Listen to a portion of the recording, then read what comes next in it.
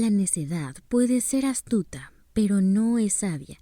Esa astucia es peligrosa y con la combinación incorrecta puede limitar el mundo a una visión egoísta y sobrevalorada de quiénes somos y lo que significamos. Puede parecer grande, pero a menudo la hinchazón que se confunde con grandeza no es más que insanidad. Si retrocedemos un poco en los acontecimientos de esta historia, recordaremos que cada uno de los amigos de Job ha hablado ya y recibido respuesta. El primero fue Elifaz, con un discurso más cauteloso que los demás. Posteriormente, Bildad y Zofar. Todos expresan la misma idea con diferentes niveles de crueldad. Job ha pecado, merece cosas peores de las que padece y que sus quejas son prácticamente inaceptables. En el capítulo número 15 comienza la segunda ronda en la que opinan. De nuevo, es el turno de Elifaz, que como era de esperarse, comienza su segunda respuesta de una manera sabia, hablando cosas que el lector puede considerar ciertas. Versículos 1 al 3. Respondió Elifaz temanita y dijo: ¿Proferirá el sabio vana sabiduría y llenará su vientre de viento solano? ¿Disputará con palabras inútiles y con razones sin provecho? La sabiduría y la vanidad bíblicamente son cosas realmente distintas. Para poder entender esta idea, es indispensable tener en cuenta lo que significa ser sabio. En capítulos anteriores se menciona que Elifaz provenía de una ciudad de hombres sabios. Pero aunque no tenemos referencias claras de la procedencia de Bildad y Zofar por la nula especificación de la época en la que vivieron, es claro que sus consejos ante sus propios ojos son correctos. Para ellos, la comprensión que creen poseer sobre Dios y las experiencias de vida son sabiduría. Incluso Job considera que la edad es sinónimo de sabiduría por las experiencias y conocimientos que se tienen a una edad avanzada. Job 12:12 dice lo siguiente: En los ancianos está la ciencia y en la larga edad la inteligencia. Aunque no necesariamente la vejez significa sabiduría, a lo largo de la Biblia, los ancianos eran considerados autoridades y se les mostraba respeto por su experiencia y edad. Un ejemplo claro es Levítico 19:32, donde Jehová habla directamente a Moisés, lo que significa que lo que dice el versículo es sumamente importante, pues viene de las palabras de Dios mismo. Levítico 19:32. Delante de las canas te levantarás y honrarás el rostro del anciano y de tu Dios tendrás temor. Yo Jehová. Existen múltiples cualidades en las que podemos basar el argumento de que alguien es sabio o no. Primeramente, el temor a Dios es fundamental para adquirir sabiduría. Escuchar y aprender de la reprensión, saber identificar el momento de hablar y el de callar, ser humilde y justo, pues la justicia refleja el carácter y los valores de las personas. Otra de las cualidades del sabio incluye la prudencia al momento de tomar decisiones en base a conocimientos que aplican en su vida. No solo memorizan, evitan el mal, buscan la paz y aceptan que no hay nada en su control antes que en el de Dios. Si pudiéramos poner en una escala de crueldad a estos hombres, pensaríamos que Elifaz era el menos cruel, después Bildad, y el discurso más hiriente es el de Zofar. Recordemos que este último le pide a Job guardar silencio, pues sus palabras se han vuelto inútiles. Pero en este momento podemos apreciar una evidente transformación de Elifaz. De parecer un hombre medianamente razonable, pasa a repetir el mismo discurso de Zofar. Guarda silencio, pues tus palabras solo sirven para volverte más necio. Cuando al principio eran: eres alguien que ayuda a los demás, pero tal vez te equivocaste en algo. No estás exento y no te sientas culpable por admitirlo. Versículos del 4 al 6. Tú también disipas el temor y menoscabas la oración delante de Dios, porque tu boca declaró tu iniquidad, pues has escogido el hablar de los astutos. Tu boca te condenará y no yo, y tus labios testificarán contra ti. Job había dejado claro que confiaba en Dios, que lo haría aunque le quitase la vida, pero también sostenía su inocencia hasta la muerte, no de una manera arrogante, pues era consciente de que nadie que contiende contra Dios puede salir victorioso, sino de una manera humilde en la que buscaba dialogar, intercambiar ideas y entender la razón de su sufrimiento.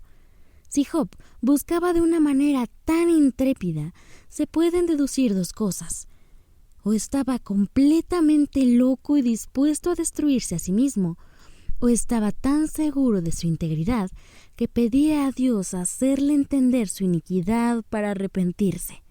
Pues en capítulos anteriores podemos leer que Job dice lo siguiente: «Llama luego y yo responderé, o yo hablaré y respóndeme tú. ¿Cuántas iniquidades y pecados tengo yo? Hazme entender mi transgresión y mi pecado». Una de las cualidades antes mencionadas sobre los sabios y que Job manifestó a lo largo de todas sus respuestas fue la capacidad de entender que todas las cosas estaban en manos de Dios, que buscaba escuchar y aprender de la reprensión de Dios a través de una conversación con Él, y que tenía un temor de Dios que posiblemente Sofar confundió con descaro y arrogancia al decir que Job denigraba la oración en el versículo 4. Tú también disipas el temor y menoscabas la oración delante de Dios. Pero, ¿qué significa denigrar o menoscabar la oración? Independientemente de la época, menoscabar la oración significa quitarle el valor que realmente tiene. Es una falta de respeto grave. Bajo este contexto, Elifaz hizo una inculpación grave en contra de Job. Desde el Antiguo Testamento, la oración es una manera íntima de relacionarse con Dios. Estos hombres no vivían en el contexto de Génesis, en el que Dios se paseaba por el Edén. Tampoco tenemos evidencia de que vivieron en una época similar a la de Primera de Reyes, donde se describe la gloria de Dios en forma de nube, llenando el templo construido por Salomón. Tampoco sugiere que posean alguna especie de Biblia como hoy en día, a través de la cual Dios manifiesta su voluntad a los hombres. La oración es un medio especial y sagrado con el que los hombres pueden comunicarse con Dios. Permite una relación personal entre un hombre pecador y un Dios digno. Menospreciar la oración sería una forma de despreciar a Dios realmente descarada. Pero lo que parecía estar haciendo Job no está tan alejado de lo que hoy en día se comete. Menospreciar la oración no solo implica únicamente querer defender nuestra honestidad delante de Dios. La humanidad menoscaba la oración cuando repite oraciones prescritas antes que palabras sinceras que descubran sus corazones delante de su Señor. Cuando se ora con más dudas que fe, cuando el corazón no se prepara con la gratitud y la limpieza necesarias para mantener una comunión diaria con Dios, la oración deja de tener la importancia que debería y es sustituida por la indiferencia. Elifaz creía que Job se estaba condenando a sí mismo con sus palabras, porque idealmente para él y los demás hombres presentes, lo único que Job debía pronunciar eran palabras de arrepentimiento por su pecado. Aunque los amigos de Job estaban siendo insensibles, su intención directa no era lastimarlo, sino hacerlo guardar silencio para que dejara de condenarse a sí mismo. Pero no estaban abiertos a entender que ellos estaban equivocados. Esto nos enseña la importancia de aconsejar con empatía para no lastimar a los demás con nuestras aparentes buenas intenciones. Versículos del 7 al 10. ¿Naciste tú primero que Adán? ¿O fuiste formado antes que los collados? ¿Oíste tú el secreto de Dios y está limitada a ti la sabiduría? ¿Qué sabes tú que no sepamos? ¿Qué entiendes tú que no se halla en nosotros? Cabezas canas y hombres muy ancianos hay entre nosotros, mucho más avanzados en días que tu padre. Elifaz reitera la idea de que los hombres viejos eran más sabios que Job. Anteriormente, ellos insinúan que Job no conoce las cosas profundas de Dios. Ahora, cuando Job externa el sentimiento de inferioridad diciendo, yo sé lo mismo que ustedes, pareciera que Elifaz lo interpreta como un insulto a su propio conocimiento. Lo entiende como una guerra, ya no solo de quién tiene la razón, sino de quién sabe más, porque de alguna manera el que sabe más es visto como alguien mejor. Es por eso que sus palabras son más bruscas, pues le ofende pensar que Job no lo considere tan sabio como él se considera a sí mismo.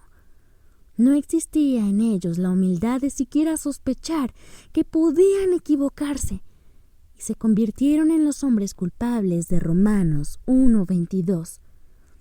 Profesando ser sabios, se hicieron necios. Para Elifaz era inconcebible pensar que un hombre pecador que agonizaba y sufría pudiera ser más sabio que él. De alguna manera era como, yo estoy sano, tú no, porque eres pecador y por eso no puedes venir a enseñarme nada. Probablemente, Job no era un hombre de edad tan avanzada como para ser considerado y respetado como un anciano lleno de sabiduría. Esto nos lleva de vuelta a recalcar las acciones de Job que lo hacen diferente a los hombres con quienes compartió estos momentos. Mientras él buscaba ser entendido, ellos se esforzaban por tener la razón. Buscando la verdad, cayeron en la imprudencia de creer saberlo todo. Un detalle importante de mencionar es que aunque estos tres hombres tuvieran una revelación acerca de la situación de Job, como la que tiene el lector, su actitud de superioridad y juicio seguiría siendo la misma, pues la sabiduría no se reduce al conocimiento sino a su aplicación, y la humildad que se mantenga por saberlo. Es decir, si en alguna historia diferente estos tres hombres tuvieran la razón sobre el pecado de Job, seguirían siendo culpables por su necedad, pues el conocimiento, lejos de ser un arma para herir y menospreciar, es un privilegio para compartir, servir, edificar y amar a los demás. Versículos del 11 al 16. ¿En tan poco tienes las consolaciones de Dios y las palabras que con dulzura se te dicen? ¿Por qué tu corazón te aleja y por qué guiñan tus ojos?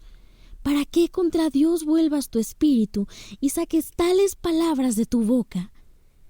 ¿Qué cosa es el hombre para que sea limpio y para que se justifique el nacido de mujer? He aquí, en sus santos no confía, y ni aun los cielos son limpios delante de sus ojos.